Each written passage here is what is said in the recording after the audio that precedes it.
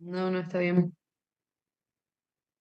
Ajá. Profe, en Sí. caso de que tenga más de una sede o es la sede central a la que se refiere este artículo.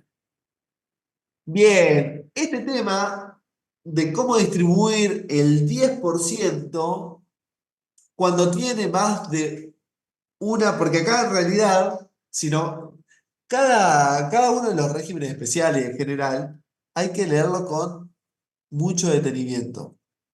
Por ejemplo, en este caso me dice el 10% a la jurisdicción donde esté ubicada la sede indicada precedentemente, pero cuando me habla de eso me dice, incluida la demolición, excavación, perforación, etcétera, los contribuyentes que tengan su escritorio, oficina, administración o dirección en una jurisdicción y ejecuten obra en otra u otras.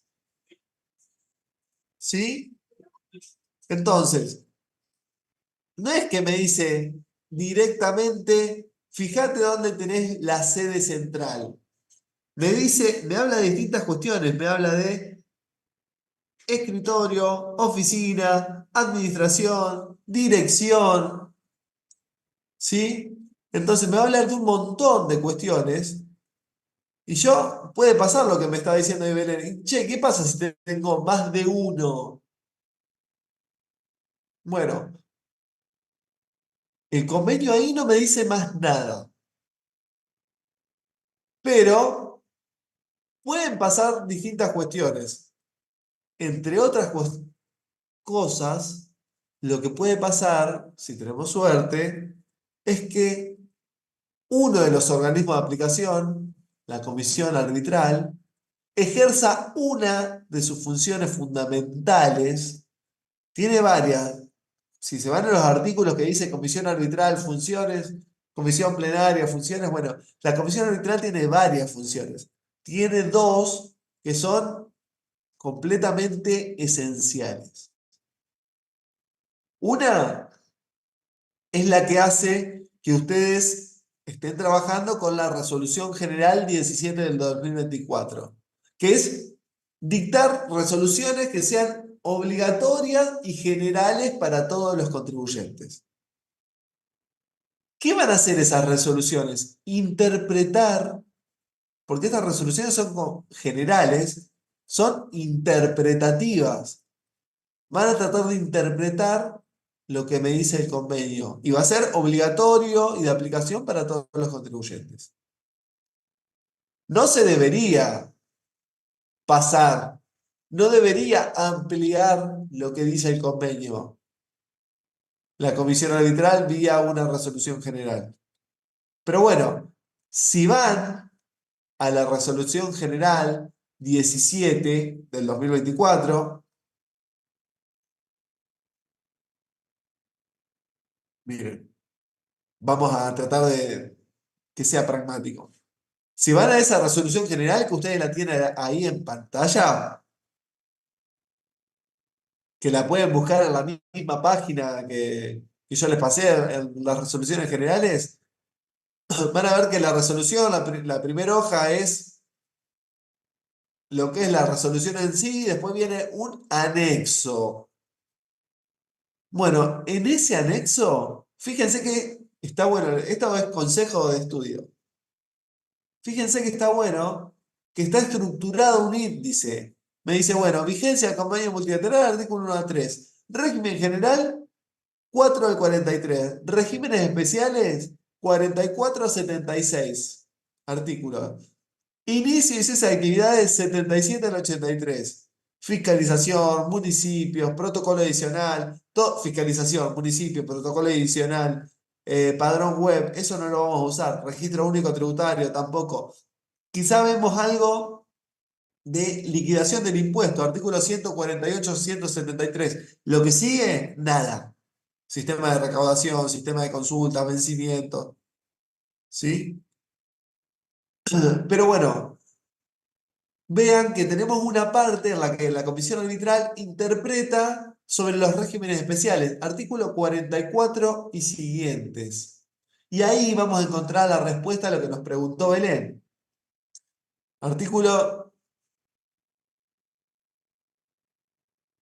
44, si se fijan ahí, van a encontrar distintos. Artículo 44, no va a hablar de corredores viales, yo no voy a ir a ese. Voy a ir al artículo 48. Y acá está la respuesta a lo que preguntó Belén. Artículo 48. Las empresas de construcción que tengan su administración o dirección, escritorio u oficina en más de una jurisdicción, deberán asignar el 10% de sus ingresos según lo establecido en el artículo 6 del Convenio Multilateral en función de los porcentajes que surjan de considerar la totalidad de los gastos de administración y dirección efectivamente soportados en cada una de las jurisdicciones en las que se desarrollen tales actividades. O sea que acá me dice, y voy a ir a algo antes de ir a eso. Ven que dice fuente. Resolución General 109 del año 2004, artículo 1. Artículo 49 también. Fuente, Resolución General 109 del 2004, artículo 2. La Resolución General 17 del 2004 es una reunión, un compilado de un montón de resoluciones generales de un montón de años que están en vigencia y que son obligatorias para todos los contribuyentes. Entonces ahí encontramos, por ejemplo, bueno, ¿y cómo distribuyo yo? ¿Cómo distribuyo yo el... No sé si era este, creo que sí. Sí. ¿Cómo distribuyo yo estos 100.000 pesos, el 10%, si ahí tengo más de una jurisdicción? Bueno, ahí la resolución general me va a decir, bueno, fíjate en los gastos que tenga en esos distintos lugares. Fíjate el porcentaje de los gastos de administración y dirección efectivamente soportados.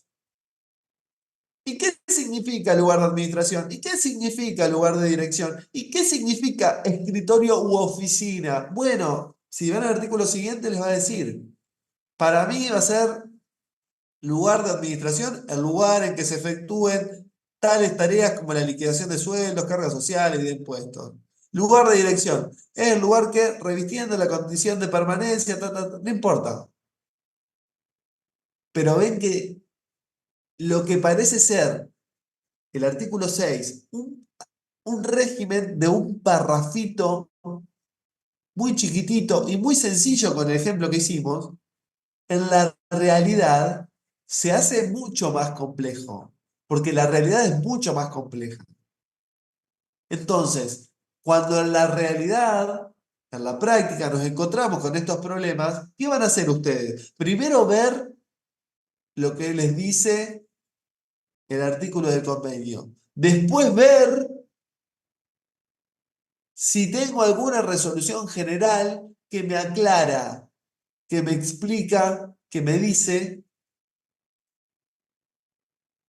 que me interpreta lo que me está diciendo el convenio y si eso es obligatorio, es general para todos los contribuyentes. Por ejemplo, lo que ahí planteó Belén.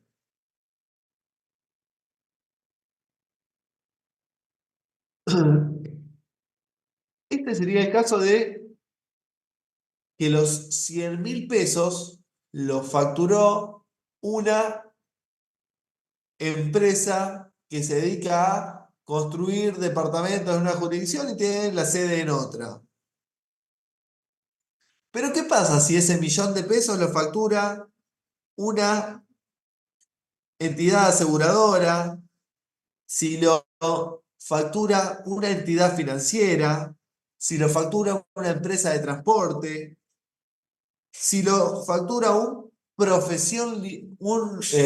profesional liberal, por ejemplo, un contador público, un abogado, un arquitecto? ¿Qué pasa si lo factura un intermediario, un rematador, un comisionista u otro intermediario? Un prestamista. ¿Qué pasa si esa facturación, si ese millón de pesos tiene que ver con una actividad agropecuaria? Todos casos que pueden, y acá remarco, que pueden estar en alguno de los regímenes especiales. Y que si están en alguno de los regímenes especiales, lo tenemos que liquidar, tenemos que distribuir ese millón de pesos que facturó el contribuyente, como me dice ese artículo. Pero que si no se cumple lo que dice ese artículo, ¿cómo lo van a tener que liquidar? ¿Cómo van a tener que distribuir ese millón de pesos? El artículo Por 2. el régimen general. El artículo Bien, 2. exactamente. Si no va por régimen especial, va por régimen general. Entonces, vamos a ahora suponer que este millón de pesos, en lugar de tener que ver con la actividad de construcción, como habíamos planteado ahora inicialmente, tiene que ver con los ingresos que factura un abogado, un contador, no sé, el profesional que ustedes quieren. En ese caso, ¿a qué artículo van a tener que ir? 10. Artículo 10. Artículo Bien, 10. entonces acá vamos a un profesional, un contador, por ejemplo. En vez de ser régimen artículo 10. ¿Y qué les dice el artículo 10? En los casos de profesiones liberales ejercidas por personas que tengan su estudio, ustedes, cualquiera de ustedes que se recibe y en donde viven, ponen un estudio contable. Tengan su estudio, consultorio u oficina similar en una jurisdicción y desarrollen actividades profesionales en otra, la jurisdicción en las cuales se realiza la actividad podrá gravar el 80% de los honorarios en ella percibidos o devengados y la otra jurisdicción el 20% restante. Entonces, ¿qué va a pasar? Ustedes tienen ahí la oficina en cualquier jurisdicción, acá en la provincia de Buenos Aires. ¿Cuánto le va a corresponder al lugar de la oficina? El 20%. Y el 80% restante a donde realice la actividad. Por ejemplo, van a realizar una auditoría a Capital Federal, a Entre Ríos. No cambiemos la provincia si no tengo que borrar. Entonces, ¿cuánto le va a corresponder a la provincia de Buenos Aires? ¿200.000 pesos? ¿Y a la provincia de Entre Ríos cuánto le va a corresponder de base imponible? 800.000. Bien. Bien, después cada jurisdicción hace lo que quiere. Cada jurisdicción hace lo que quiere. La actividad profesional de profesionales con título habilitante, quizá alguno si trabaja en Capital Federal sabrá que la actividad está exenta en general. Pero en provincia de Buenos Aires no. Entonces, imaginemos esto para dar un ejemplo, nada más, no importa, le ponemos el numerito que queremos. En Entre Ríos imaginemos que dice, bueno, no, yo la actividad que hacen los contadores la considero exenta o la voy a grabar al 0%. Y la provincia de Buenos Aires va a decir, no, yo la voy a grabar al 2,5%. Entonces, cada uno, cada jurisdicción con su porción va a hacer lo que quiera. No lo que quiera arbitrariamente, sino lo que surja de su ley impositiva. siempre está repartiendo el millón de pesos y lo que vamos a hacer es distribuirlo en la forma en que me diga o que me dicte el régimen especial del que se trate.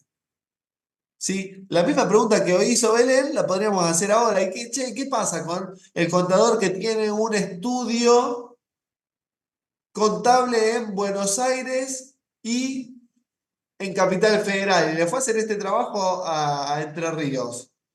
Bueno, el 20% lo tendrá que distribuir, ¿sí? Lo tendrá que distribuir según donde tenga los gastos relacionados con el estudio, consultorio. Sí, ¿de dónde surge eso? Y también de una resolución general, hoy es el artículo 52 de la que están trabajando ustedes. Pero bueno, ya es una cuestión más específica. Yo quiero pintar algunas trazadas más generales. Y que Profe, ¿puedo sea... hacer una pregunta? Sí, Y por ejemplo, si presta el servicio de manera virtual, no tiene que ir hasta Entre Ríos. bien. El tema de la virtualidad es una cuestión bastante compleja. ¿Por qué? Primero, por la extensión o no, podemos decir, la extensión o no, de actividad en la jurisdicción, por ejemplo, en este caso sería de Entre Ríos. Entonces, nosotros podríamos decir, bueno, tengo actividad en Entre Ríos y sí, generalmente va a tener actividad en Entre Ríos. ¿Por qué? Y porque existe normativa que me va a hablar de un parámetro que tiene que ver con la presencia digital. Es todo muy debatible. Vamos a ver cuestiones bastante generales, pero estoy seguro que la comisión arbitral va a decir que en ese caso la actividad la estás desarrollando en Entre Ríos. Te lo va a fundamentar, creo yo, por una resolución general que la vamos a ver, que nos va a hablar de presencia digital, pero yo no soy doctrinario de nada, pero yo la podría cuestionar. El fundamento que te va a dar, que creo que te daría la comisión arbitral. Pero todo el paraguas de la actividad eh, digital, en realidad no está al revés. El convenio multilateral no está pensado para la actividad digital, porque no existía. Por eso le digo que Claro. a veces ponernos en el contexto histórico, ver esas palabritas, ver algunas cuestiones, eh, existía una realidad que, ¿por qué estas actividades y no otras forman parte de los regímenes especiales? Y por lo que les dije hoy, porque en general en ese momento eran las que tenían más posibilidades de ser interjurisdiccionales. Bueno, un estudio contable grande que trabajaba, capaz que tenía la oficina en Capital Federal y atendía a un cliente de la provincia de Buenos Aires, ¿sí? Entonces, si lo pensamos con esa óptica, yo a veces quiero que primero lo pensemos así y después le agregamos complejidad. Pero si no pensamos en lo inicial, en cuál sería el punto básico, a veces nos terminamos perdiendo, porque esto se hace complejo. Porque lo que dice el convenio es lo que dice, son los articulitos que tienen ahí desde el año 77. Después tienen resoluciones generales que interpretan lo que dicen esos articulitos. Por ejemplo, esto que les digo, bueno, el convenio no especifica en ningún lugar qué es el lugar de dirección, qué es la oficina. Después, vía resolución general, se interpreta a ver qué significa. La comisión arbitral, si quieren esto lo acordamos, yo estoy completamente seguro que va a decir que si la actividad la haces en forma virtual, vos te estás extendiendo a esa jurisdicción. Después lo voy a explicar, es más, no lo voy a cuestionar porque es un régimen especial, porque les voy a hacer mucho lío. Pero quizá con el régimen general, por lo menos no me voy a ver obligado a encontrarle un defecto a la explicación. ¿Sí? En el régimen general lo voy a explicar de una manera que lo que dice la comisión arbitral, al menos lo vamos a tener que aceptar. Porque a mí mi cuestionamiento va a ser que lo que dice la comisión arbitral lo dice para el régimen general, no lo dice para los regímenes especiales. Pero bueno, eso no me voy a meter ahí. Sí, vamos a ver esto. Realizan la actividad en una jurisdicción y son contadores, el 80% de esa jurisdicción, 20% a la otra. No tenemos ningún caso en los que, en práctico, que se dé la situación de que el contador tenga una oficina en dos jurisdicciones, de que la empresa constructora tenga oficina en dos jurisdicciones.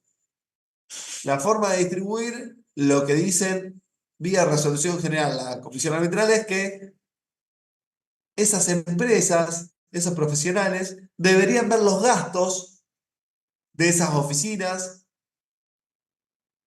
de esas sedes, y en función a los gastos, distribuir ese 10% en el caso de construcción o ese 20% en el caso de oficina. Se los digo para que lo sepan. No lo vamos a aplicar. ¿Sí?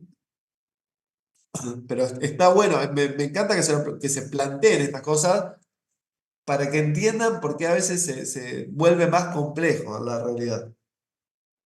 Bien, como caso de regímenes especiales, los tienen que saber. ¿Por qué? Y porque si yo les tiro en el parcial, les voy planteando, no sé, un contador que tiene el estudio contable en Malvinas, Argentina, fue a hacer una auditoría a la provincia de Entre Ríos y facturó 1.000.000 de pesos. Y le doy un cuadrito que diga, indicar régimen, artículo, atribución. Bueno, lo que tiene que responder es lo que hicimos recién. No van a tener alícuotas. No van a tener impuestos determinados. Van a tener que decir régimen especial, régimen general, el número de artículo y el porcentaje. 10-90, 20-80. ¿Sí? Entonces, los regímenes especiales, sin entrar en complejidades, lo general lo tiene que saber. ¿Sí? Porque si después vamos a hacer todos los casos prácticos de régimen general, entonces se ponen a armar coeficientes, va a estar mal. Y podría ser un caso que el que entiende el bosque y no se queda en el árbol, podría sumar puntos por lo menos. ¿Por qué? Y bueno, porque ya el de construcción ya sabe que va por el 6, ya el profesional sabe que va por el 10. Ya, artículo 9, empresa de transporte. ¿Alguno, cuando tuvimos el parcial, vino en un colectivo? ¿Alguno trabaja en Capital y vino en colectivo acá a Luján, en una combi? ¿O tomamos el parcial? Si alguno estuvo en esa situación, sepa que la empresa de transporte, en ese caso de pasajeros, que los trajo desde Capital hasta la provincia de Buenos Aires, hasta Luján, es contribuyente, o al menos debería ser contribuyente de convenio multilateral, porque ejerce actividad en dos o más jurisdicciones. En dos o más jurisdicciones. Entonces, esa empresa de transporte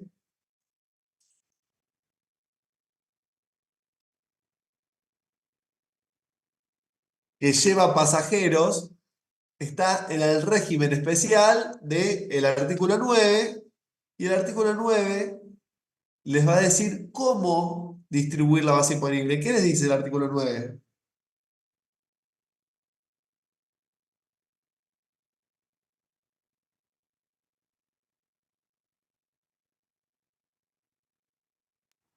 ¿Qué Que les cada dice? jurisdicción va a tener como base imponible el precio de los pasajes percibidos de vengado en su jurisdicción, en el viaje de origen, digamos. Bien.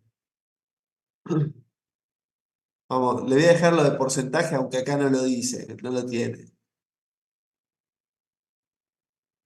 En el caso de empresas de transporte,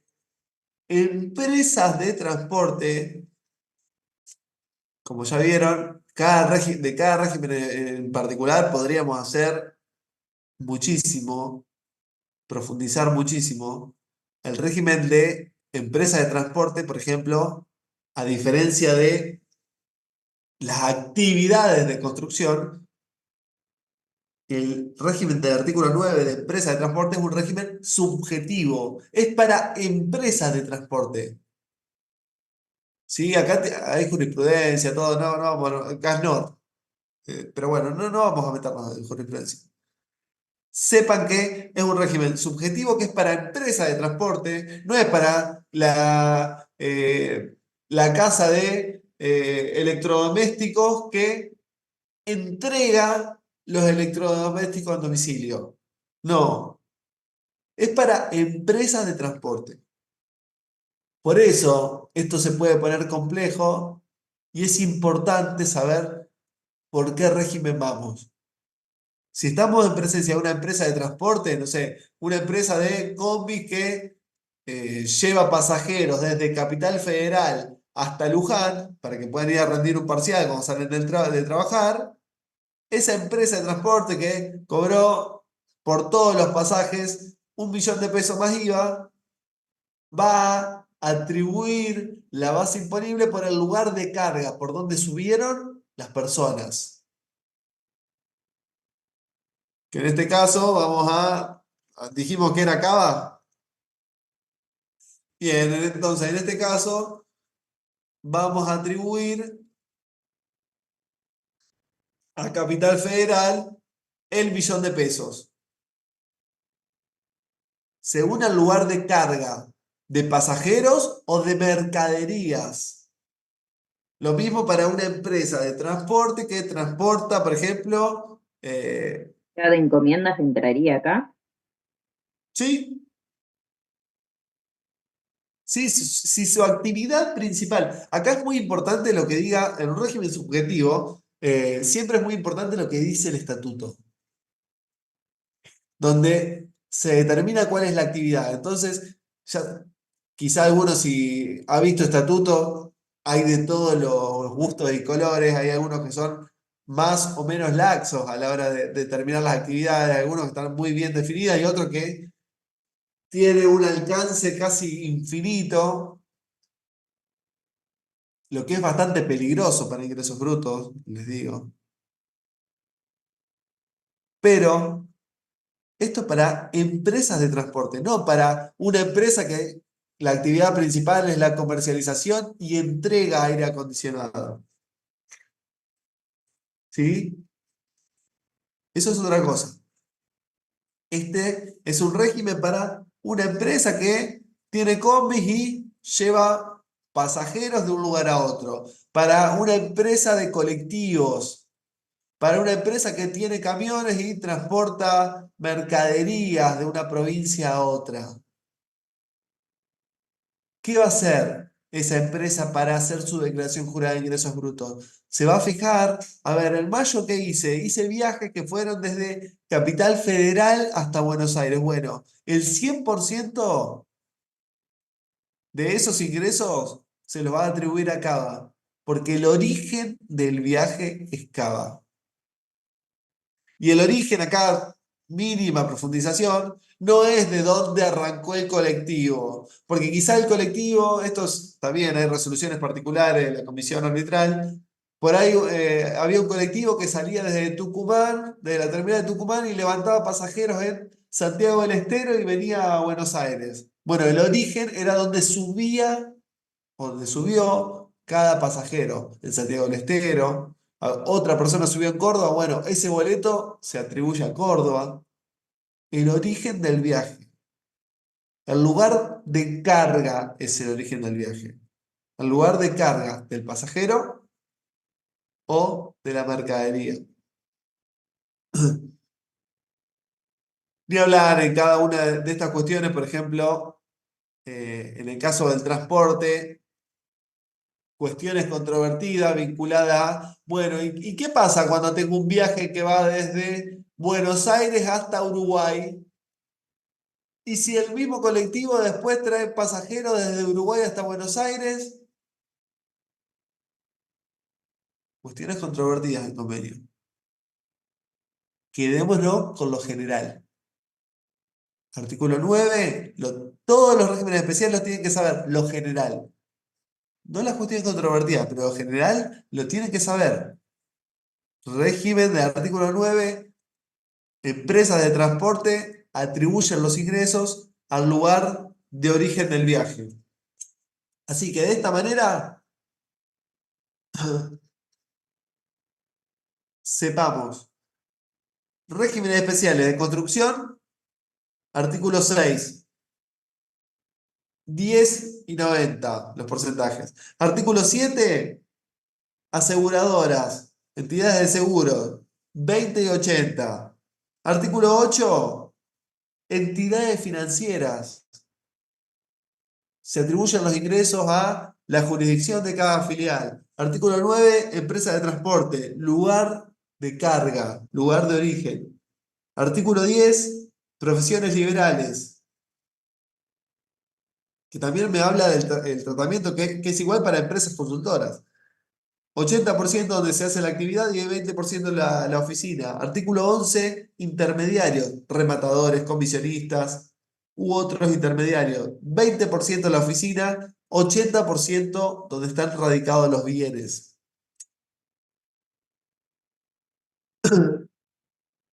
Operaciones o actividades con una garantía real. Cuando tenemos una operación de una prenda, una hipoteca, bueno, el 80% donde están los bienes prendados o hipotecados y el 20% al domicilio del sujeto. Y el artículo 13, como les dije, son casos que en general van a involucrar, o que en general no, que van a involucrar operaciones agropecuarias y podrían subdividir, de esto tenemos un caso práctico, por eso ahora no lo vamos a profundizar, pero podríamos subdividir el artículo 13 en 3 párrafos que son 3 situaciones distintas, que son 3 regímenes distintos. Y que si la situación de esa operación agropecuaria no entra en alguno de esos párrafos, al igual que pasa con los anteriores, va por artículo 2. El artículo 11, dejo la última cuestión controvertida de la actualidad, nos va a decir, en los casos de rematadores, comisionistas u otros intermediarios que tengan su oficina central en una jurisdicción y rematen o intervengan en la venta o negociación de bienes situados en otra, tengan o no sucursales en esta, la jurisdicción donde están radicados los bienes podrán gravar el 80% de los ingresos brutos originados por esta operación y la otra el 20% restante.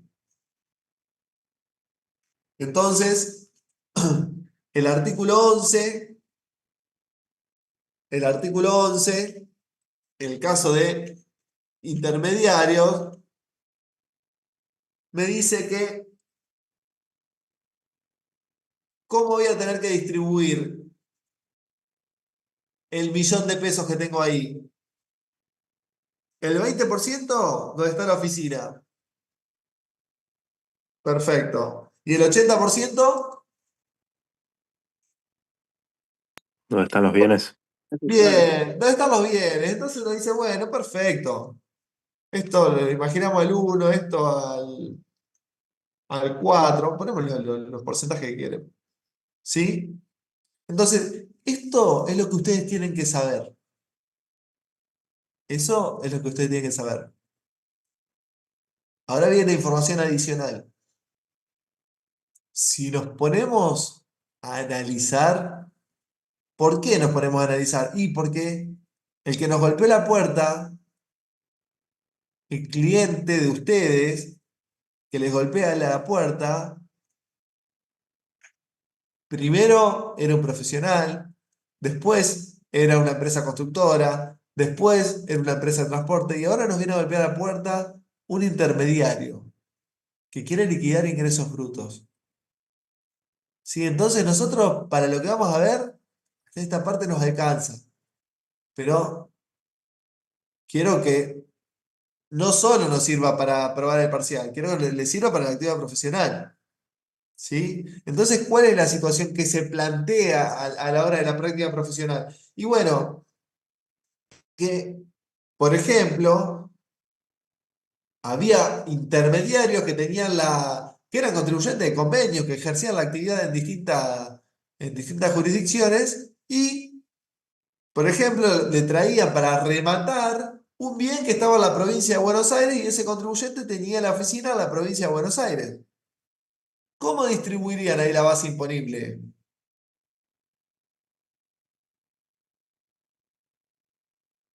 Todo en Buenos Aires. Sí, que es lo mismo que para ustedes contadores. ¿Qué pasa si le hacen una auditoría que tiene el estudio en provincia de Buenos Aires a un cliente que está también en provincia de Buenos Aires? Todo en Buenos Aires, pero a mí me gustaría decirlo de otra manera. El 20% al lugar de la oficina, que es provincia de Buenos Aires, y el 80% al lugar de donde realizaron la actividad, que es la provincia de Buenos Aires. Y de esa forma nos queda el concepto generalizado del 80-20. Y acá parecería, y hay opiniones en que dicen, que piensan, que argumentan que también es así. Pero viene, por ejemplo, a la provincia de Entre Ríos y dice, che, pero acá hay un intermediario que está rematando, que tiene la oficina en la provincia de Buenos Aires, y remató un bien que está en la provincia de Buenos Aires, y le atribuyó, como dijeron ahí, toda la provincia de Buenos Aires. O le atribuyó el 20 a la provincia de Buenos Aires y el 80 a la provincia de Buenos Aires, que es donde estaban los bienes. Y parece lógico, o es lógico, podría ser lógico. Sí, pero la provincia va a quejarse con un argumento, la de Entre Ríos. Buenos Aires, ¿qué va a decir de esa opinión? Va a decir, está bien lo que está haciendo. Pero la provincia de Entre Ríos va a decir, no, no, ¿vos leíste bien el artículo 11? Dice que apliques el artículo 11 cuando actúe un intermediario que tenga su oficina en una jurisdicción y rematen o intervengan a la venta de bienes situados en otra. Y bueno, pero acá está la misma. Y bueno, si estás en la misma jurisdicción, se está cumpliendo de que tengas la oficina en una jurisdicción y estés rematando un bien que esté en otra. ¿Se está cumpliendo lo que te dice el artículo 11? No. No, Entonces la provincia de Entre Ríos técnicamente está diciendo que este contribuyente no tiene, que es un rematador, que es un intermediario, que para esa operación no tiene que aplicar el artículo 11. Para las otras sí, para las que la oficina está en Buenos Aires y, por ejemplo, remata un bien que esté en Entre Ríos, sí, a medida del 80 y a Buenos Aires el 20. Pero cuando rematás un bien que está en Buenos Aires, lo que no corresponde es aplicar el artículo 11. ¿Qué corresponde si no corresponde el 11? El el general. 2.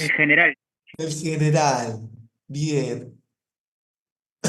Esas son las situaciones reales que se dan en todo momento.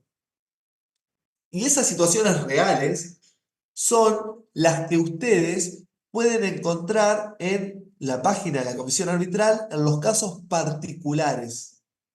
En los casos particulares se van a encontrar con esas situaciones, con cuestiones que el contribuyente interpreta el convenio de una manera y viene una provincia que no está de acuerdo con esa interpretación y va a interpretar la cuestión de otra manera y la comisión arbitral va a tener que dirimir. Y el problema no es solo ese, y digo esto y hacemos un cortecito antes de meternos con el régimen general, y el problema no es solo eso. Es que ahí hay dos soluciones posibles. A ver, ¿a quién le damos la razón de que aplica el artículo 11 o el artículo 2? ¿Sí? Con argumentos, obviamente. Cada uno tendrá sus argumentos. Pero el problema es que muchas veces nos encontramos con resoluciones que sería como un fallo de la comisión arbitral que dice, no, tiene razón la provincia de Buenos Aires. Y en otra oportunidad va a decir, no, tiene razón la provincia de Entre Ríos. Entonces nos encontramos ante una incertidumbre jurídica que es muy difícil, que es muy difícil. Y esto se va a dar muchísimo más en lo que va a seguir a continuación, que es en el régimen general, muy puntualmente con la atribución de ingresos. ¿Sí? Estas cuestiones, los cambios de parámetros, de resoluciones, de paradigma, más que nada en casos particulares de la comisión arbitral y la comisión plenaria, que es la alzada de lo que decía la comisión arbitral, el contribuyente de la provincia lo puede recurrir a la comisión plenaria y estas decisiones, estas opiniones, que ya no son generales, que son casos particulares, muchas veces van cambiando. Entonces, nos van haciendo la tarea diaria bastante compleja. ¿Sí? Por eso estamos tratando, más que nada el contador, muchas veces yo muchas veces digo que las discusiones son muy de abogados a veces, y el contador es el que está ahí en el día a día tratando de tapar agujeros, tratando de liquidar ingresos brutos del mes de mayo, mañana. ¿Sí? Es eso. Solamente esto lo digo a título ejemplificativo de distintas circunstancias que se dan. ¿Qué tienen que saber? ¿Cuáles son los regímenes especiales? ¿Cuáles son los porcentajes de los regímenes especiales? Y que si no aplican los regímenes especiales, porque no se cumple lo que dice el régimen especial en particular, va por régimen general. Eso lo tienen que saber, siempre. Así que ya queda dicho para que después no me lo pregunten, y si me lo preguntan le voy a responder lo mismo. ¿Tengo que saber los porcentajes? Sí, son 2, 3, 4, 5. Son re parecidos. Y conocer cuáles son. No les digo con la profundidad de esto de el caso de los intermediarios, pero mínimamente tener el conocimiento de lo que sí dice el artículo. De lo que sí dice el artículo. Bueno, hacemos un cortecito. Sí, perfecto. Bueno, un cachito nos vemos.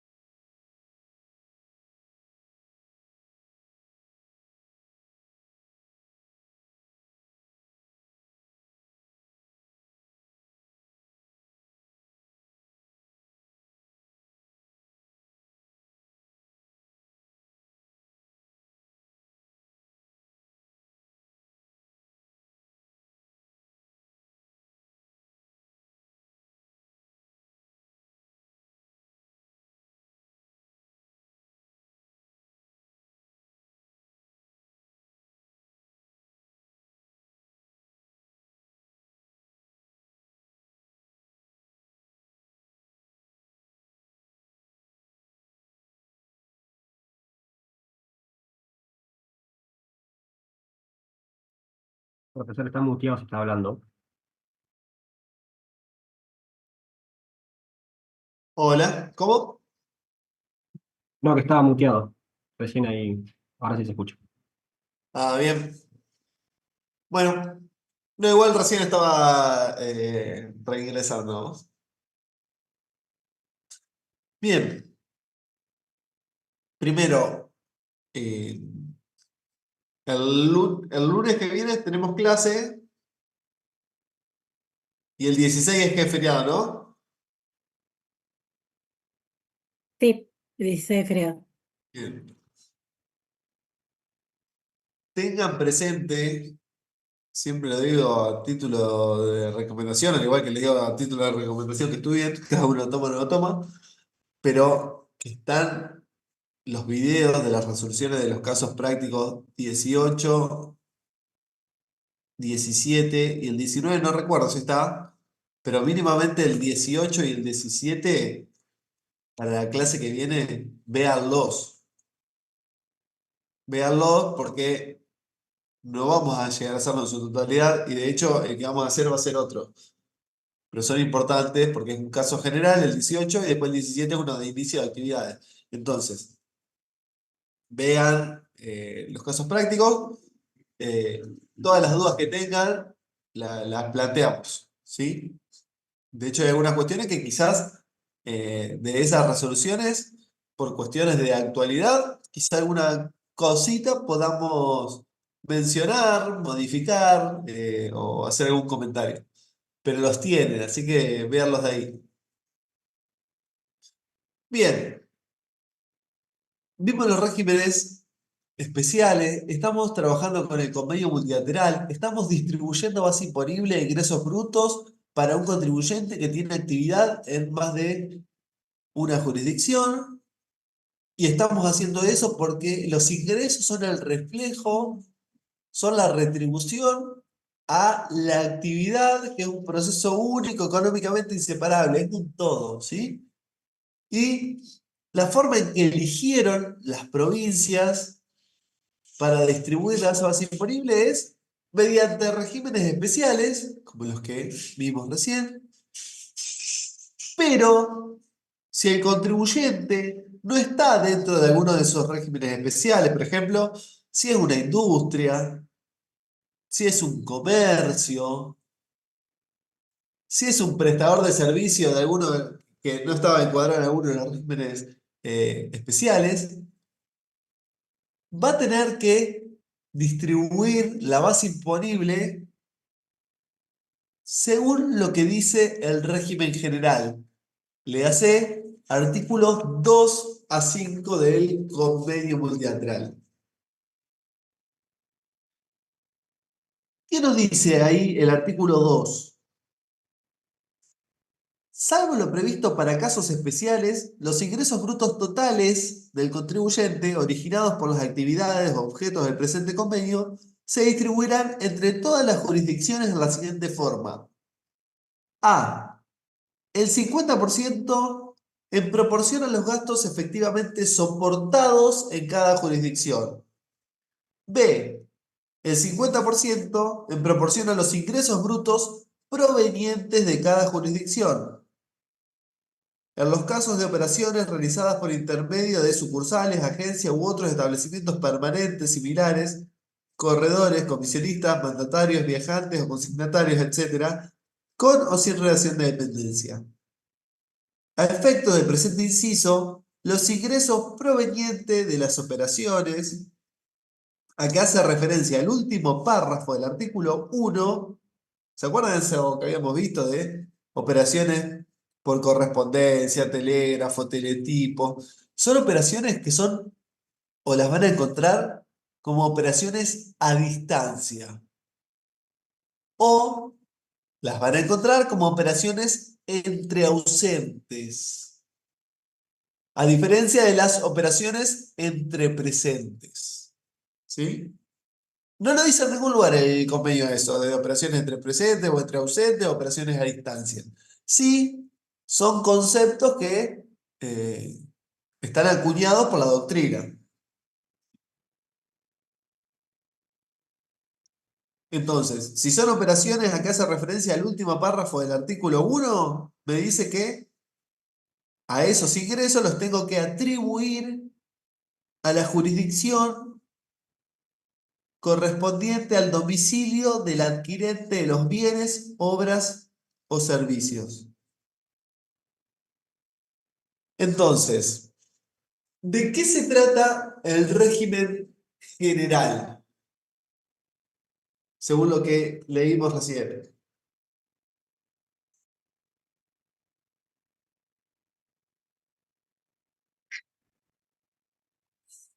El régimen general no va a ser otra cosa que determinar proporciones, determinar coeficientes en función de los ingresos y gastos del contribuyente.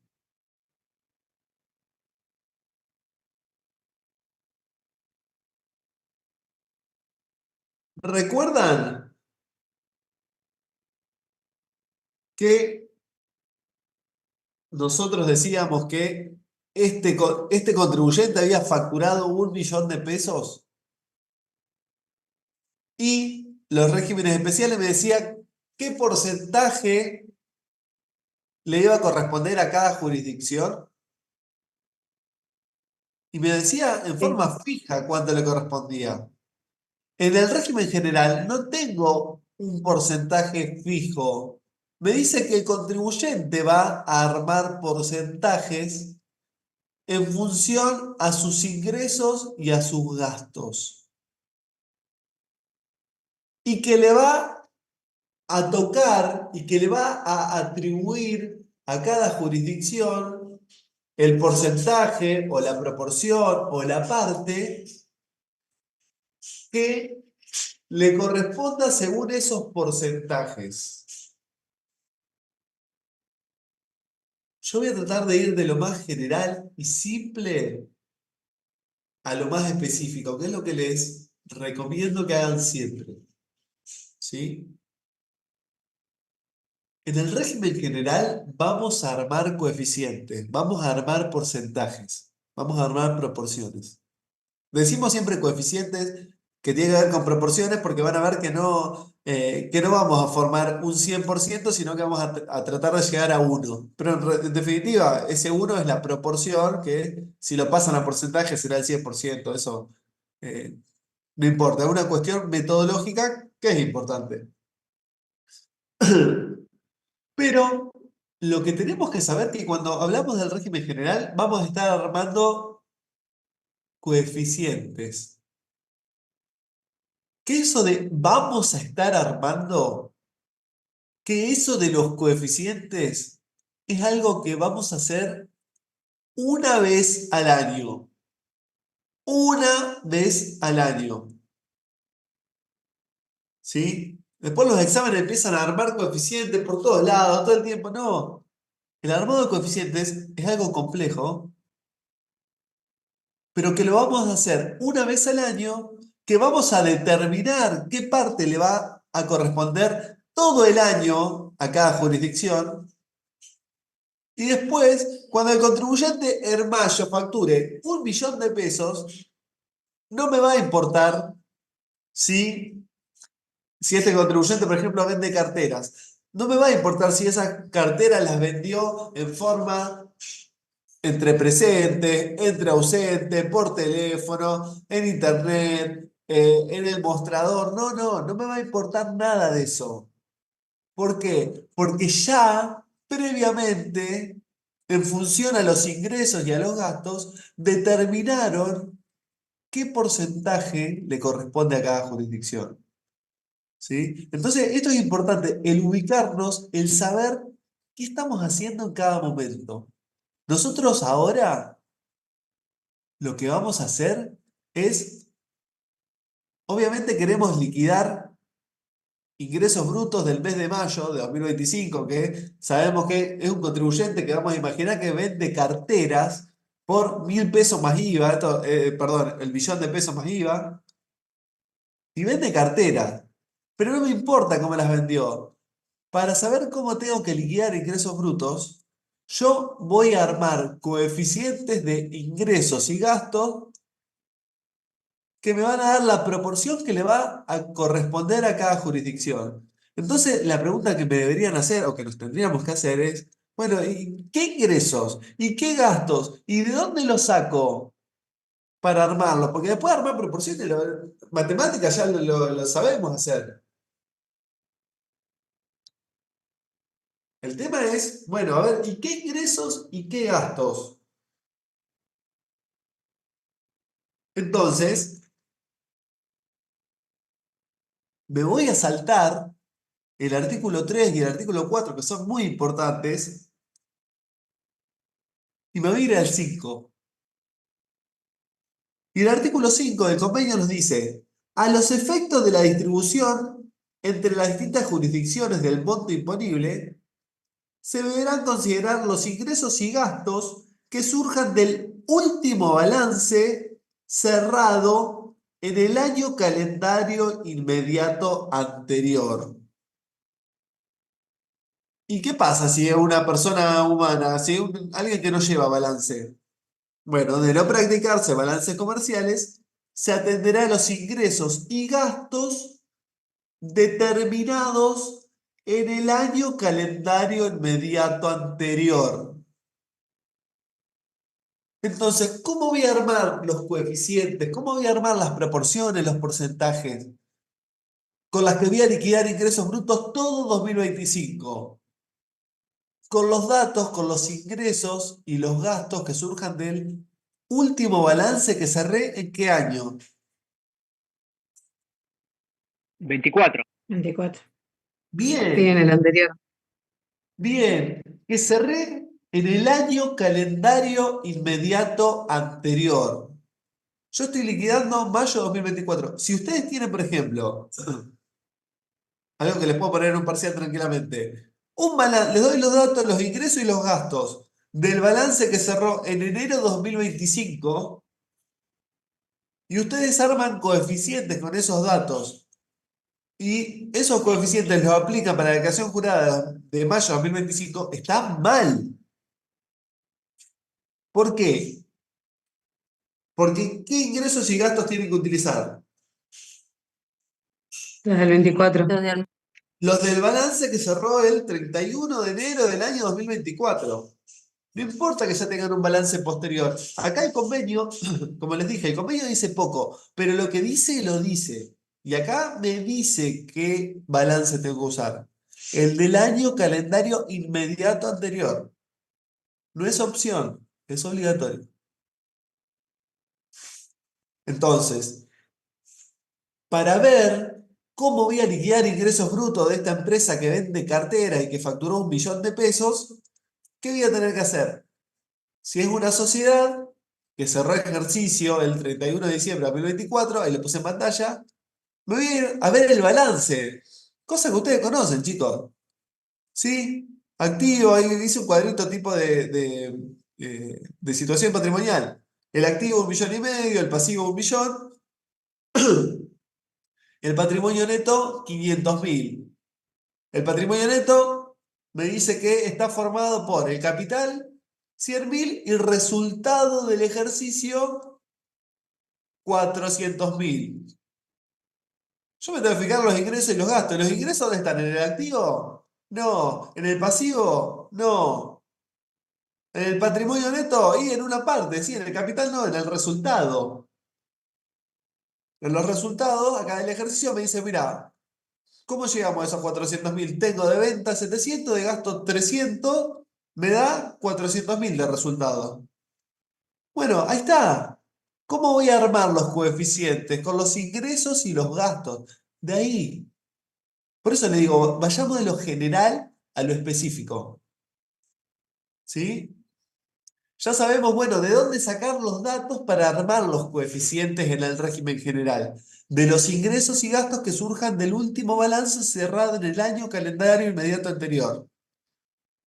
Y si no tengo balance, bueno, me fijaré en la declaración jurada de ganancias, me fijaré, bueno, cuáles son las ventas, 700.000, los gastos 300, tendrá el resultado de 400, pero lo que me interesa son ingresos y gastos. Ingresos y gastos. del año calendario anterior. Acá no estoy fijándome en qué vendió ahora. Ya sé que ahora en mayo vendió las carteras por 1.000.000 de pesos. Acá lo que estoy haciendo es otra cosa. Estoy haciendo la declaración jurada anual de convenio, que la declaración jurada anual de convenio lo que hace es determinar coeficientes, determinar las proporciones, determinar la parte que le va a tocar por todo el año a cada jurisdicción. ¿Sí? Entonces, una vez que ya sé eso, ¿de dónde sacar los datos? Voy a decir, bueno, tengo que armar coeficientes. Tengo que armar coeficientes. Y de ahí vamos a encontrarnos con dos coeficientes. ¿Por qué dos coeficientes? Porque el artículo 2 nos decía que voy a distribuir 50% en proporción a los gastos y 50% en proporción a los ingresos brutos provenientes de cada jurisdicción. Gastos soportados en cada jurisdicción, ingresos provenientes de cada jurisdicción. ¿Qué quiere decir? Que voy a armar coeficientes, proporciones, que van a hacer que una parte de los gastos corresponda a cada jurisdicción, que una parte de los ingresos corresponda a cada jurisdicción. ¿De qué ingresos y qué gastos? De los ingresos y gastos que surjan del último balance cerrado en el año calendario inmediato anterior. Bueno, entonces con esos datos vamos a armar coeficientes. ¿Sí? Entonces está la parte que ya conocemos lo general, pero vamos profundizando un poquito más. Decimos, bueno, ¿los gastos cuántos son? Según los datos que tengo ahí en pantalla. En total. 300. Bien, 300.000. Me dice, bueno, fíjate, asignáselos a donde fueron efectivamente soportados. Y esto es importante, esto es acá donde van a reclamar las provincias. ¿Por qué? Y porque esto lo va a hacer el contribuyente, obviamente, pero va a implicar que la porción que le toque a la provincia, a cada provincia, sea más chica o más grande. Entonces acá es donde va a prestar mucha atención la jurisdicción, la provincia. Bien, y ahí, respecto de los gastos, el convenio tiene dos artículos. El artículo 3 y el artículo 4, que no dicen mucho, que podrían decir un poquito más, pero dicen algo. No es nada. Por eso, respecto de gastos, hay cuestiones conflictivas en cuanto al régimen general, pero predominan las cuestiones de controversia referidas a ingresos. ¿Por qué? Porque de gastos, de los 300.000 que me dijeron ahí, está bien, con los que yo tengo que armar coeficientes de gastos, esto que dice acá, CG, es coeficiente de gasto, me dice, mirá, de los gastos que vos tenés ahí en tu estado contable, en el cuadro de gastos, fíjate. Los gastos, artículo 3, los gastos que se refiere al artículo 2 son aquellos que se originan por el ejercicio de actividad fundamental, relacionado al ejercicio de actividad. Así, se computarán como gastos. Y acá me empieza a enunciar los sueldos, jornales y toda otra remuneración. Resoluciones generales, las cargas sociales, sí, también son gastos computables. Combustibles y fuerza motriz, reparaciones y conservación, alquileres, prima de seguro y todo gasto de compra, administración, producción, comercialización, etc.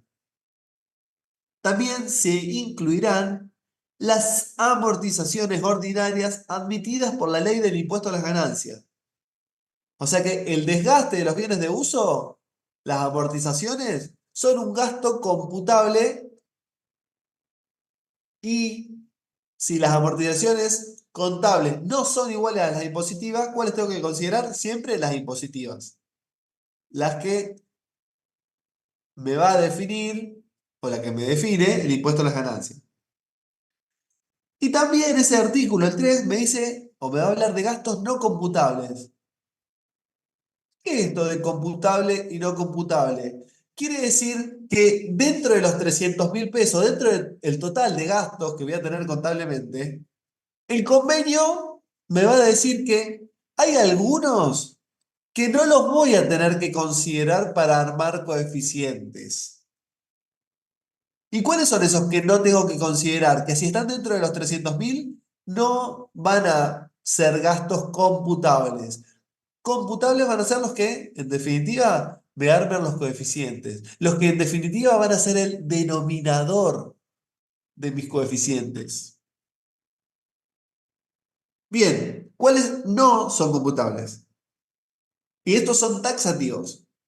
El costo de la materia prima adquirida a terceros destinados a la elaboración en las actividades industriales. Entonces, materia prima para actividades industriales, gasto no computable.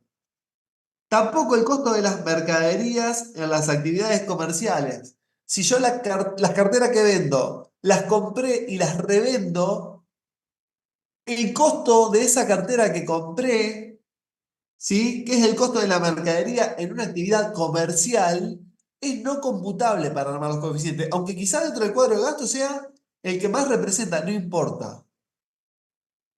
No importa, es no computable. ¿Por qué? Porque taxativamente el convenio me dice que es no computable. ¿Por qué? El por qué tiene que ver con que en realidad ese gasto no va a tener que ver, esto no está, no surge del convenio, sino en la justificación, no tiene que ver con la actividad propia del contribuyente, sino con la de un tercero, del que fabrica carteras. El contribuyente revende. Entonces, para que el costo de la mercadería vendida no se lleve la mayor parte del coeficiente de gasto, directamente se lo deja fuera, porque no refleja la actividad propia del contribuyente. Pero bueno, esto solamente a título de explicación, no para que lo sepan para nada. Entonces, si se encuentran con materia prima de actividades industriales, gasto no computable. Costo de mercadería en actividades comerciales, gasto no computable. Después me dice, bueno, se entenderá como materia prima no solamente la materia prima principal, sino todo bien de cualquier naturaleza que se incorpore físicamente o se agregue al producto terminado. Entonces, si alguien, por ejemplo, fabrica una silla de madera, me está diciendo acá, bueno, va a ser materia prima la madera con la que hago la silla y los clavos que le pongo. Esos materiales que se incorporan físicamente también va a ser no computable. Y uno puede decir, bueno, pero dentro de la estructura de costo también tengo el gasto de la luz, del taller. Si la luz no podría haberlo fabricado, y si tengo una estructura de costo, va a formar parte del costo. Bueno, pero acá son estas cosas que tenemos que prestar atención. No me está diciendo que todos los costos son no computables. ¿Sí? Me va a decir que va a ser materia prima tanto la madera principal como el clavo, y son los productos o los bienes o las cosas que se incorporan de forma física. Por ejemplo, el gasto de la luz, que puede formar parte del costo, sí es un gasto computable. Porque no se está incorporando físicamente al producto terminado. ¿Sí? ¿Qué otra cosa es un gasto no computable? El costo de las obras o servicios que se contraten para su comercialización. Los gastos de propaganda y publicidad.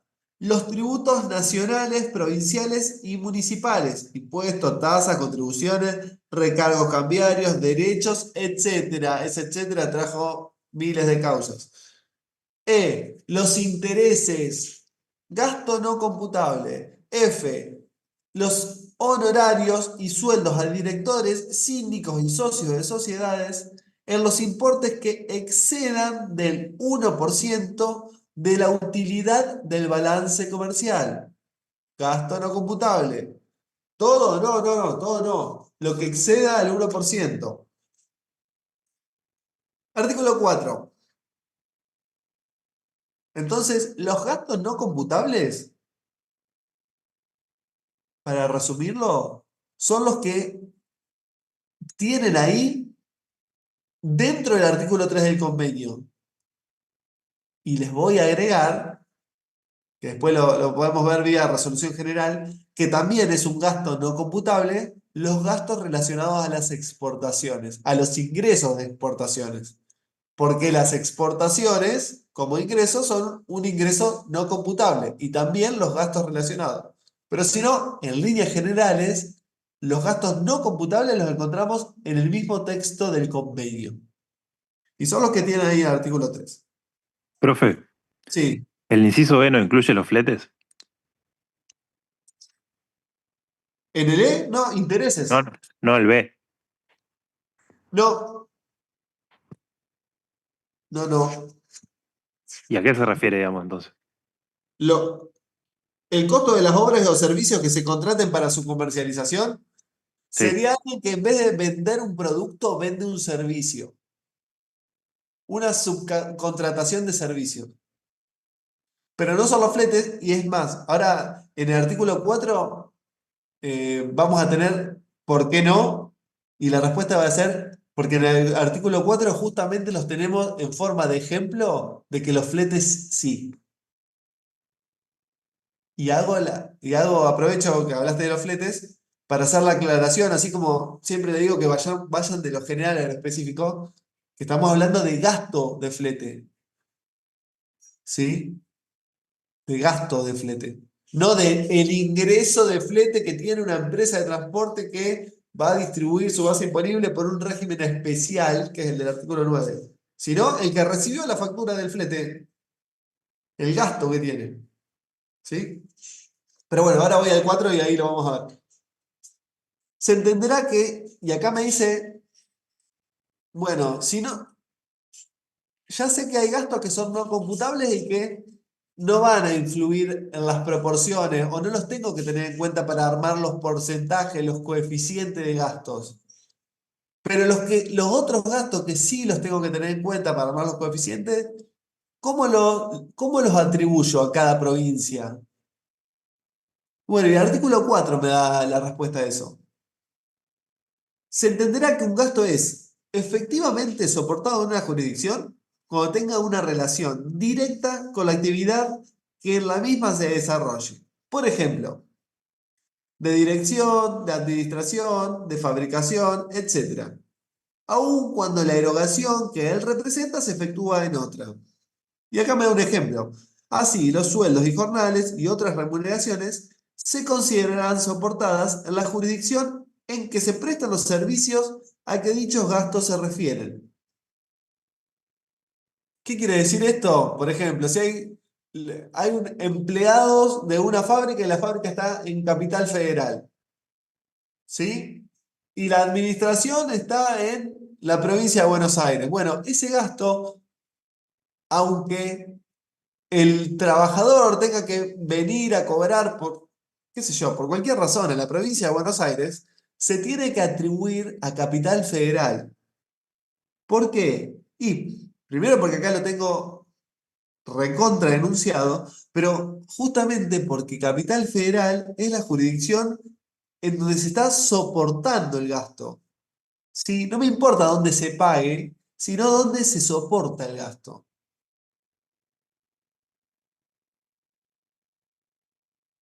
Y en ese mismo artículo 4, el segundo párrafo, me va a hablar de cuestiones que contablemente también nos encontramos mucho, que son gastos que no puedo atribuir con suficiente certeza. Porque la regla general es esta, chicos. Si ustedes saben a dónde atribuir un gasto, dónde se soporta un gasto, va ahí, va a esa jurisdicción. ¿Sí? Va a esa jurisdicción. No me importa si el gasto es grande, es chiquito o es mediano. Si saben dónde se soporta, va ahí. ¿Sí? Lo que les dice ahora el párrafo que viene es para los gastos que no se pueden atribuir con certeza. Y ahí lo que nos dice el convenio es que esos gastos que no se pueden atribuir con certeza, imagínense que contablemente tenemos un montón de gastos ahí en gastos generales. Y ustedes no saben a dónde lo tienen que distribuir, a dónde lo tienen que atribuir. Bueno, acá en el convenio me dice que esos gastos que no los puedo atribuir con certeza se distribuirán en la misma proporción que los demás, siempre que sean de escasa significación respecto de estos. O sea que me dice que la misma proporción de gasto, los mismos coeficientes de gasto que voy a armar, para los gastos que no puedo atribuir con certeza, en esa misma proporción los tengo que distribuir. Siempre que sean de escasa significación. Y ahí la pregunta es siempre, bueno, ¿y qué es escasa significación? Resolución general nos aclara qué gastos son de escasa significación. Uno puede pensar, bueno, un gasto que sea muy chiquito y que no lo pueda atribuir con certeza. Si puedo atribuir con certeza y sale un peso y yo sé que va a Tierra del Fuego, va a Tierra del Fuego. Nada de en la misma proporción que los demás. No, no, eso es un gasto que sí lo puedo atribuir con certeza. Siempre voy de la rama más grande yéndome a la más chiquita. Si sé con certeza dónde va ahí. Si no sé y es de escasa significación, en la misma proporción que los demás. Y si no lo puedo atribuir con certeza y no es de escasa significación, ahí en la resolución general nos va a hablar de cuánto tiene que ser la magnitud. Nos va a hablar de dos parámetros. Uno de un parámetro individual que no supere determinado porcentaje y que globalmente que esos gastos tampoco superen otro porcentaje. ¿Sí? No me quiero meter tanto en la cuestión numérica para no hacer lío con esto, pero sepan que tiene que ser un gasto de escasa significación según lo que la comisión arbitral me dice que es escasa significación.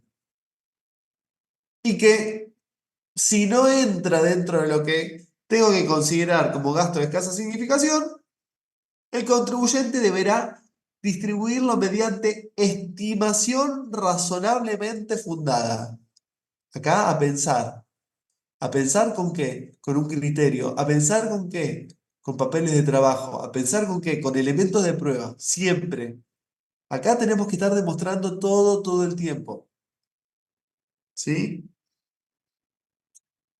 Y me dice, y acá la respuesta por qué los gastos de fletes sí son computables, porque acá justamente en el último párrafo del artículo 4 me dice que los gastos de transporte se atribuirán por partes iguales a las jurisdicciones entre las que se realice el hecho imponible. ¿Qué quiere decir esto?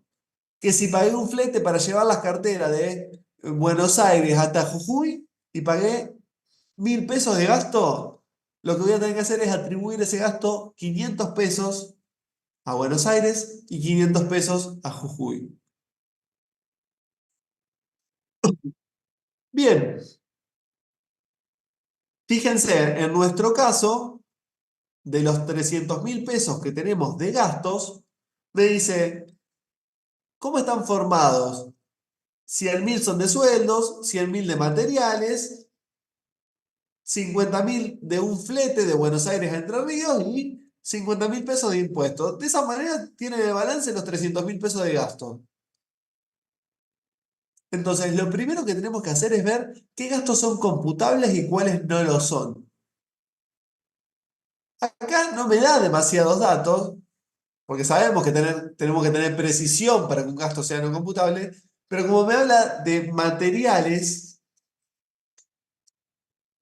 en caso de tratarse de una actividad industrial y de ser un material que se incorpora físicamente al producto terminado, ¿este gasto qué tratamiento tiene?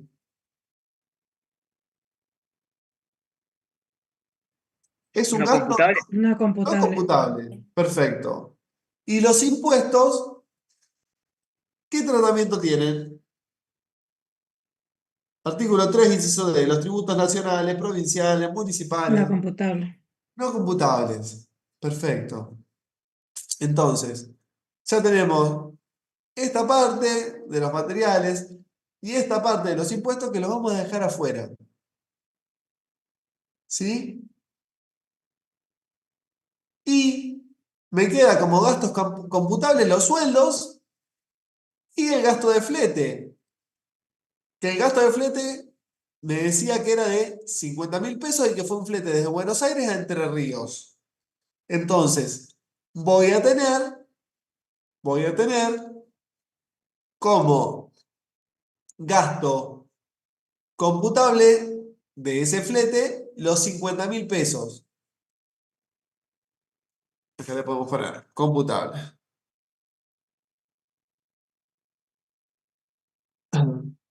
Es importante que armen los cuadritos, esto para determinar los coeficientes, y que la primera columna o la última sea el total de gasto computable del punto con el que están trabajando. ¿Por qué? Y porque vamos a ver que el total de los gastos computables va a ser el denominador de los gastos o de los ingresos. Entonces, ¿con qué nos encontramos acá? Con que computable de los 50.000 pesos es todo. ¿Cómo lo voy a atribuir a ese gasto? Y ahí el artículo 4 del último párrafo me dice, se atribuirán en partes iguales entre las jurisdicciones entre las que se realiza el hecho imponible. Y si van a la resolución general, me va a hablar de el origen y el destino del viaje. Y esto recuerden, para hacer estas aclaraciones generales, esto es un gasto, no confundir con régimen especial de atribución de ingresos de las empresas de transporte. Yo acá hago cartera, pero pago un flete. Es un gasto. Es un gasto computable. ¿Cómo lo atribuyo? 25.000 pesos a Buenos Aires, 25.000 pesos a Entre Ríos. ¿Y los sueldos? Los sueldos también me dice que es un gasto computable, que me dice que lo tengo que atribuir a la jurisdicción donde son soportados. ¿Y tengo algún dato más? Y más abajo me dice que de los 100.000 pesos de sueldos van a corresponder 70.000 a los empleados de la fábrica y 30.000 a un vendedor que mandé a Entre Ríos. Entonces, de los 100.000 pesos de gasto de sueldo, primero, ¿qué tengo que saber? ¿Es computable? Sí, Sí. Sí, Sí, es es computable. computable. Bien. ¿Sé dónde se soportaron? sí. Sí. En un caso me dice que es un vendedor de ¿qué? Que fue a Entre Entre Ríos. Ríos. Entre Me Ríos. dice con certeza, me da específicamente el dato de que corresponden 30.000 pesos a el sueldo que le pagué al vendedor de Entre Ríos. ¿A dónde le voy a atribuir? Si sé con certeza. Le voy a atribuir a Entre Entre Ríos. Ríos. 30.000 pesos. Perfecto. Y los otros 70 de los empleados donde está de la fábrica y a donde está la fábrica. No sé si lo teníamos en el enunciado, pero acá la fábrica está ubicada en la provincia de Buenos Aires. Entonces, ¿a dónde le voy a atribuir? Buenos Aires. Bien, perfecto. Lo voy a atribuir a la provincia de Buenos Aires. Entonces, me quedó que en total, gastos computables, ¿cuántos tengo? Los 100.000 y los 50.000. ¿En total cuánto es? 150.000 pesos. De esos 150.000 pesos, fíjense que a Buenos Aires le asigné de gasto 95.000, los 70 y los 25. Y a Entre Ríos le asigné 30.000 y 25, 55.000. En total son los 150. ¿Cómo armo el coeficiente de gastos? Haciendo la división entre los gastos de cada provincia y el total de los gastos computables. En Buenos Aires, ¿cómo se traduce esto? Haciendo los 95.000 dividido los 150.000. En Entre Ríos, ¿cómo hago esto? Dividiendo los 55.000 dividido los 150.000. Y esto es lo que les decía que utilizamos, los coeficientes son proporciones. Siempre el total del coeficiente tiene que ser igual a 1. A 1 con 4 decimales. Cada una de las proporciones va a ser el 0 seguido de 4 decimales. ¿Sí? Esto no fue siempre así. Sí, en su momento eran 2, pero las jurisdicciones más chicas lograron que se tomen 4 decimales y eso les permitió a algunas jurisdicciones, las que los contribuyentes tenían poquita actividad, pero bueno, que les toque una partecita de base imponible. ¿Sí? Esto está vía resolución general, no está en el convenio lo de los 4 decimales. Así que esto ya queda como dato, esto ya lo vamos a hacer siempre así porque es así. Son 4 decimales, cosas a corroborar, cosas que no nos pueden hacer equivocar en un ejercicio. Y que la sumatoria de los coeficientes tiene que ser igual a 1. La sumatoria de los coeficientes tiene que ser igual a 1. Bueno, de esta manera, lo que hicimos fue armar el coeficiente de gastos. Viendo los gastos computables que surgen del último balance cerrado en el año calendario inmediato anterior.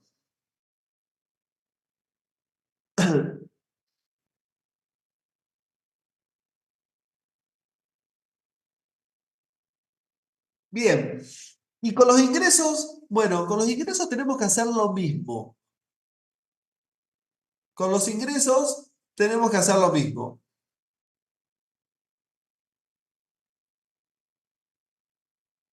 ¿Qué tenemos que agregar dentro de los ingresos? Con los ingresos vamos a tener que saber qué ingresos son computables y qué ingresos no lo son. Porque ya leímos del artículo 2 al 5, respecto a los ingresos leímos que los tenemos que atribuir a la jurisdicción de la que provienen y lo único que me dice es que cuando tengo operaciones entre ausentes, cuando tengo operaciones a las que se refiere en el último párrafo del artículo 1, operaciones entre ausentes, que cuando tengo operaciones entre ausentes, tengo que atribuir los ingresos a la jurisdicción del domicilio del adquirente. Eso me dice. Y voy a agregar ahí, los tengo que atribuir al domicilio del adquirente siempre y cuando tenga gasto, tenga sustento territorial en la jurisdicción del adquirente. Si no lo tengo, no lo puedo atribuir a esa jurisdicción. Si no tengo actividad en esa jurisdicción porque no tengo gasto, no lo puedo atribuir. ¿Y ahí qué hago? No me dice nada. Y para las otras operaciones, pues me estuvimos diciendo operaciones entre presentes, entre ausentes, y las que son entre presentes, el convenio que me dice, nada. Que los atribuyas a la jurisdicción de la que provienen. A lo largo del tiempo, de la que provienen ha ido significando distintas cosas. Esto de la jurisdicción de la que provienen, lo de atribuir ingresos, ha generado lo que se llaman criterios de atribución de ingresos, que son, básicamente, lo que la comisión arbitral interpreta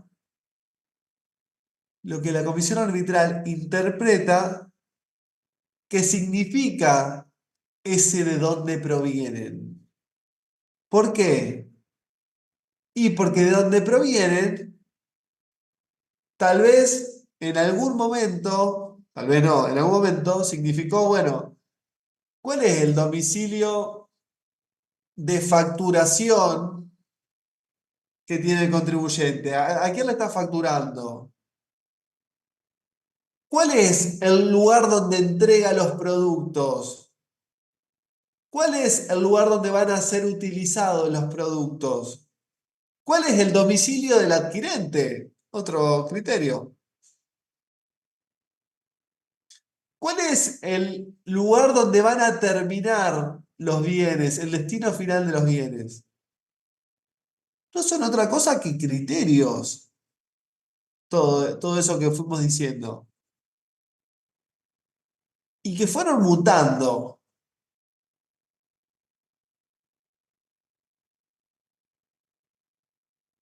Actualmente tenemos una resolución interpretativa dentro del compendio que tienen ustedes ahí, dentro de la 17 del 2024. Está cerca del artículo 30, no recuerdo exactamente cuál es, pero la resolución general que van a encontrar abajo que le dice fuente es la 17, perdón, la 14 del 2017, es el artículo 31. Es un artículo muy importante que les va a hablar de operaciones a que hace referencia al último párrafo del artículo 1 y nos va a hablar de interpretar. Este artículo se los soplo, yo lo pregunto, en los finales lo pregunto siempre. Eh, este artículo lo que me va a definir es cuál es el domicilio del adquirente. Y ahí les va a decir que, ¿por qué les digo cuál es el domicilio del adquirente? Porque en el artículo 2 me dice que las operaciones, acá hace referencia al último párrafo del artículo 1, que son las operaciones entre ausentes, las atribuye al domicilio del adquirente. Y el domicilio del adquirente también es una cuestión que ha ido cambiando de criterio. ¿Cuál es el domicilio legal? ¿El domicilio fiscal? ¿El domicilio de qué es el domicilio del adquirente? Si lo decimos hasta ahí, perfecto, pero después la realidad se complejiza muchísimo, muchísimo. Entonces, lo que hizo la comisión arbitral fue hacer una regla general, una interpretación general de qué es el domicilio del adquirente. Y ahí se van a encontrar, lo tienen que saber, el artículo 31, que el domicilio del adquirente es el destino final de los bienes. Y me va a definir qué es el destino final de los bienes. Me va a decir, donde los bienes sean utilizados, transformados o comercializados. ¿Sí? Que uno le podría poner nombre incluso a la actividad. Bueno, ¿comercializado en qué caso? Si es una actividad comercial. ¿Transformado cuándo? Y si es una actividad industrial. ¿Comercializado cuándo? Y comercializado, si me dedico a vender cartera, bueno, ¿a dónde los va a terminar vendiendo? Si es una industria, ¿a dónde va a terminar transformando ese bien que le estoy vendiendo a mi cliente?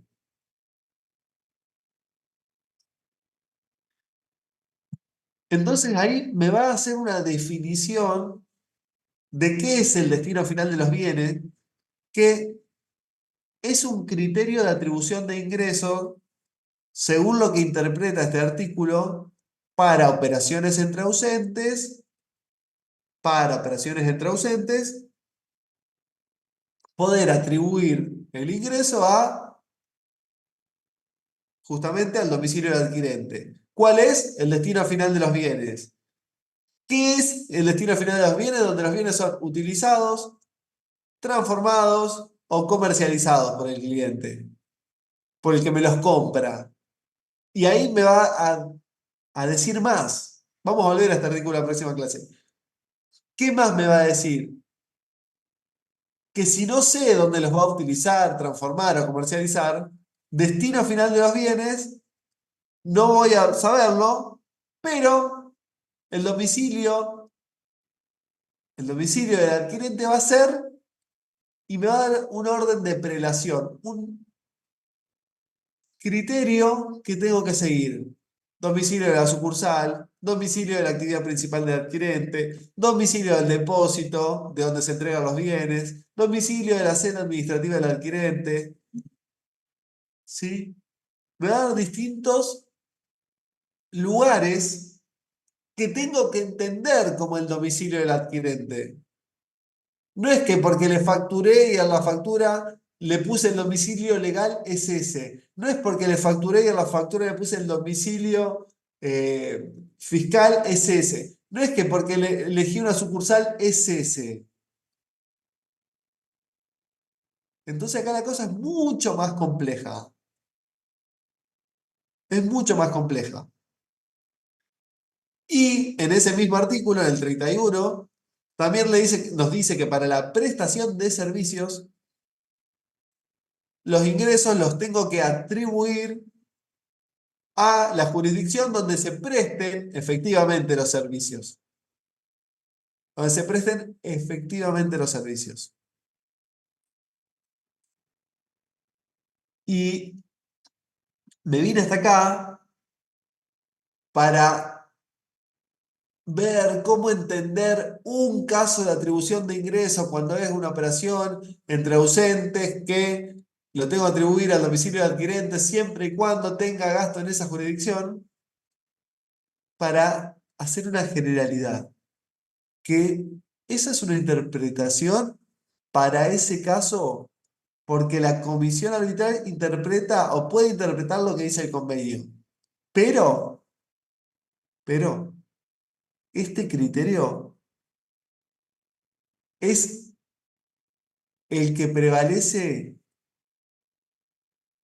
casi siempre, el casi, lamento decirles que es por lo que les dije de los cambios de opinión de la comisión arbitral, pero el que prevalece casi siempre en las resoluciones particulares, en los conflictos puntuales específicos de los contribuyentes y de las provincias,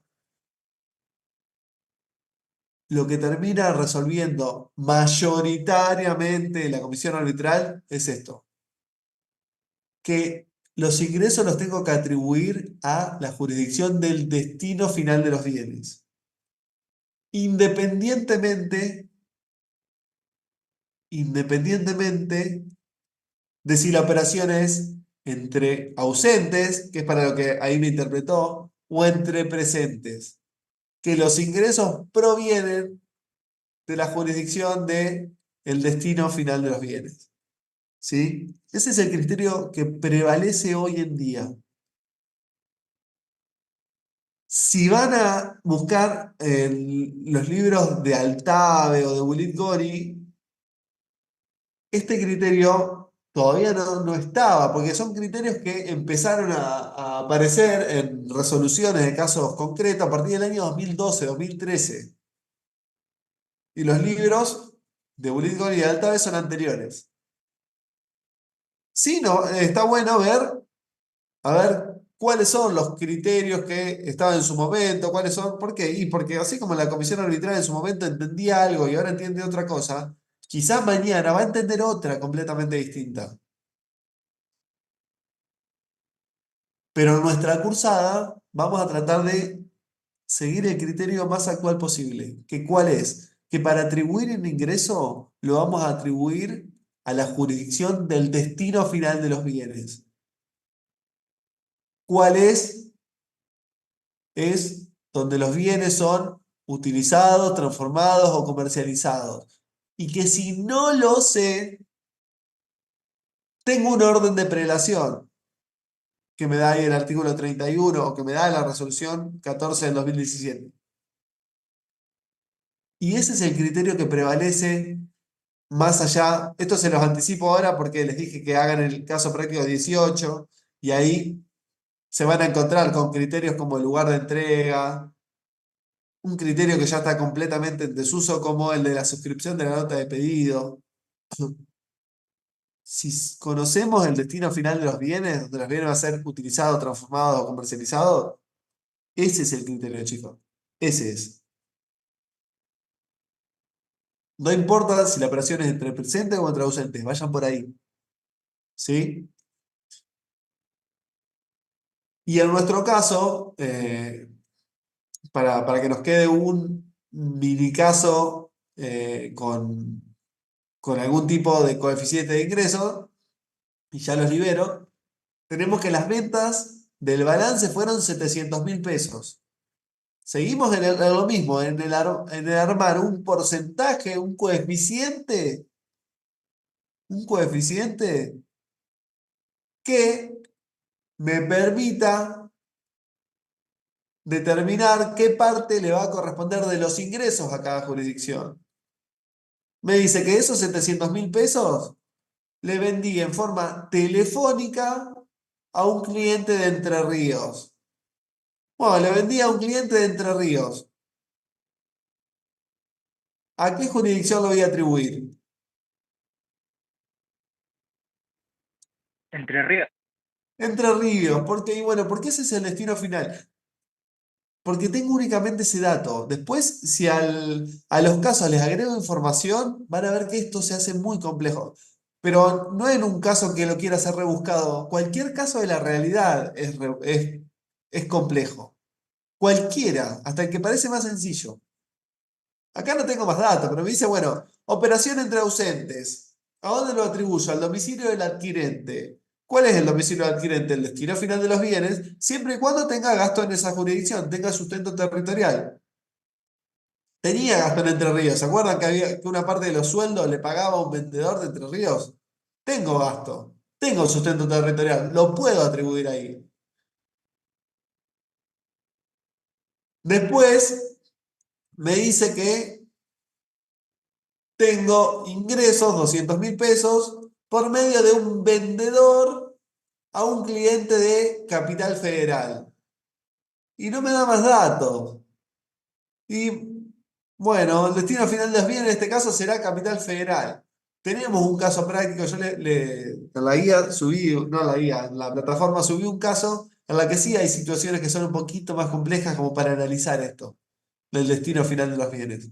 Pero bueno, con el dato que tengo acá y al efecto de lo que quiero hacer ahora, que es armar un coeficiente, capital. Ventas al mostrador, no sé ni quién me está comprando, le vendo al mostrador. Y el destino final de los bienes va a ser ese, que va a ser igual al criterio anterior. Los criterios inmediatos anteriores, con lo que se pueden encontrar muchísimo, lo que busquen, le digo esto por si se encuentra algo distinto en alguna bibliografía, lo que se utilizaba antes de este criterio actual era que para operaciones entre ausentes prevalecía, lógicamente, el domicilio del adquirente. Y para operaciones entre presentes prevalecía el lugar de entrega de la mercadería. ¿Sí? En este caso podemos unificar, decir, bueno, entregué la mercadería en el mostrador y ese es el destino final de las bienes, pues le vendí a un consumidor final, qué sé yo, cuál es, a dónde se lo va a llevar, no me dijo ni el nombre. Destino final de los bienes, en este caso sería Buenos Aires. Lo que sí me importa es que el total de gastos computables son los 700.000 pesos que para armar los coeficientes me voy a fijar, voy a hacer lo mismo que hice hoy. Decir, bueno, ¿qué proporción de los ingresos computables le corresponde a Buenos Aires? El 50 y, ¿cuánto es? El 57,14%. ¿Cuánto de los ingresos le corresponde a Capital Federal? El 0,28%. ¿Cuánto le corresponde a Entre Ríos? 100.000 dividido 700.000 pesos. El 14,29%. Eso abajo tiene un número que quizás hice alguna modificación en alguna explicación. Pero en definitiva, el total del coeficiente de ingresos me tiene que dar 1. El total del coeficiente de gastos me tiene que dar, o me dio 1. La proporción que yo voy a armar es el 50% en función a los ingresos y el 50% en función a los gastos. ¿Qué quiere decir? Que para cada jurisdicción voy a sumar los coeficientes y los voy a dividir en 2. ¿Por qué? Porque la proporción es el 50% de cada uno. Entonces ni siquiera tengo que ponderar, decir, bueno, 70 valen los gastos, 30 los ingresos. En su momento los ingresos ponderaban menos. Una vez cuando se incorporaron. A partir del año 77 ya es 50 y 50, o sea que lo único que tenemos que hacer acá es sumar coeficiente de ingresos con el coeficiente de gastos y dividirlo 2, porque si no, lógicamente, la sumatoria es 2. La sumatoria de mis coeficientes de ingresos es 1, la sumatoria de mi coeficiente de gastos es 1. Si sumo los dos, me va a dar 2. 1 más 1 es 2. Así que para armar un coeficiente unificado, ¿qué es? Es la proporción que le va a tocar todo el año a Buenos Aires. Es la proporción que le va a tocar todo el año a Entre Ríos. Y la proporción que le va a tocar todo el año a Cava. Voy a sumar coeficiente de ingresos y gastos y lo voy a dividir en 2. ¿Sí? Voy a hacer eso. De esa manera, ustedes tienen ahí los coeficientes unificados que nos van a dar 1. Y ahí sí, lo que vamos a ver, o lo que vamos a hacer es decir, bueno, las carteras que vendí ahora, ¿me importa que se la vendí a alguien en el mostrador, por teléfono, por mail? No, no me importa. Porque para esto ya una vez al año hago todo este trabajo.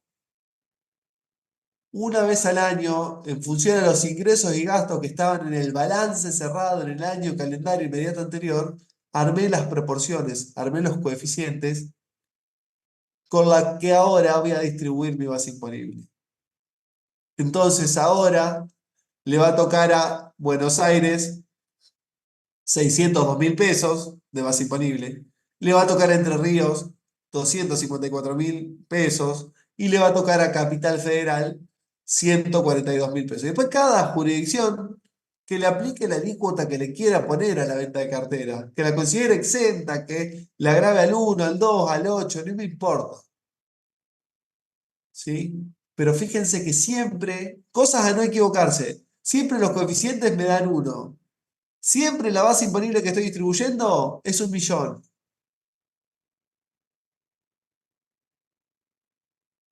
Acá tuvimos todos gastos computables. Y ahí tienen como notita, como llamada, agregar ventas de exportaciones y bienes de uso. ¿Por qué? Porque así como tienen gastos no computables, para armar los coeficientes, marco esto, para armar los coeficientes, también tenemos ingresos no computables, artículo 5 de la Resolución General 17 del 2024, en la que me dice qué ingresos no tengo en cuenta para armar los coeficientes. Ejemplo, venta de bienes de uso. Ejemplo, ingresos de regímenes especiales. Por ejemplo, si tiene una empresa que se dedica a la construcción y a vender cartera, los ingresos de construcción no los voy a considerar computables para armar los coeficientes. Si vende un bien de uso, no lo voy a considerar computable para armar los coeficientes. Los recuperos de deudores incobrables, no los voy a considerar computables para armar los coeficientes. Los deudores incobrables, ¿no estaban grabados en ingresos brutos? Sí, regrabado. Si tengo un recupero incobrable va a ser base imponible. Pero para armar los coeficientes, para armar estos porcentajes, es un ingreso no computable. Como base imponible, es base imponible. Como parte de los ingresos computables para armar coeficientes, es un ingreso no computable. Sepan siempre dónde están.